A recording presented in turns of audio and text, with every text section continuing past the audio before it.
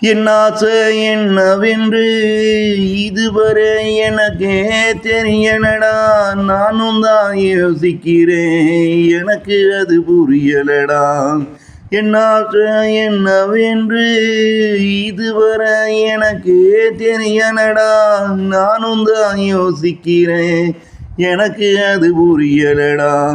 இதை நோக்கி என் பயணம் போகுதுன்னே தெரியலடா.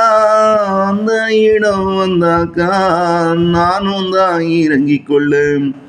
எனக்காக ஒரு ஆசை இதுவரை இருந்ததில்லை. நான் எதற்காக வாழறேன்னு எனக்கு அது தெரியவில்லை. இறப்பு அது வரும் வரைக்கும் நான் வாழ்ந்து தானே ஆகணும்னு நானும் தான் வாழ்ந்துட்டு வாரேன். ஆனா இறப்பு தான் எனக்கு இன்னும் வரல. என் ஆசை என்னவென்று இதுவரை எனக்கே தெரியலடா.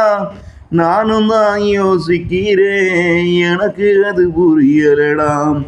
இறப்பு வந்தா மனிதனும் தன் கடமை இன்னும் இருக்குன்னு அந்த யமனிடம் கண்ணீர் விட்டு கதறுறான். ஆனா அவனும் இவனை விடுவதா இல்லை, இவனை அவன் கூட அழைச்சிட்டு தான் போறான். எனக்கு இங்கு கடமைன்னு எதுவும் இல்லை. அந்த யமனிடம் நானும் தான் கண்ணீர் விட்டு கதறுறேன்.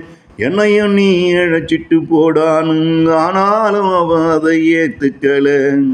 கடமண்ணு இருந்தா வாழ்வதற்கு ஒரு மஜா. அப்போது நானும் என்னை காப்பாத்த சொல்லி அந்த கடவுளை தினம் நினைப்பேன். ஆனா அந்த கவலை எனக்கு தான் இப்போது இல்லை. என் ஆசை என்னவென்று இதுவரை எனக்கு தெரியலடா. நானும் தான் யோசிச்சு பார்க்கிறேன், எனக்கு அது புரியலடா. இங்கு நானும் தான் யோசிச்சு பார்க்கிறேன், எனக்கு அது புரியலடா. மனுஷன் கடவுளை நினைப்பதெல்லாம் நல்லா தானோ வாழ்ந்திடத்தானே. இல்லாம போனா கடவுளே இந்த மனோகரனை போல ஏன் மனுஷன் நினைக்கத்தான் போறான். மனுஷன் கடவுளை நினைப்பதெல்லாம் நல்லா தானும் வாழ்ந்திடத்தானே. இல்லாம போனா அந்த கடவுளை இந்த மனோகரனை போல மனுஷன் ஏன் நினைக்கத்தான் போறான்.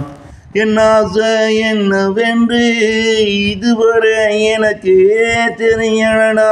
நானும் தான் யோசிச்சு பார்க்கிறேன், எனக்கு அது புரியலடா, எனக்கு அது புரியலடா.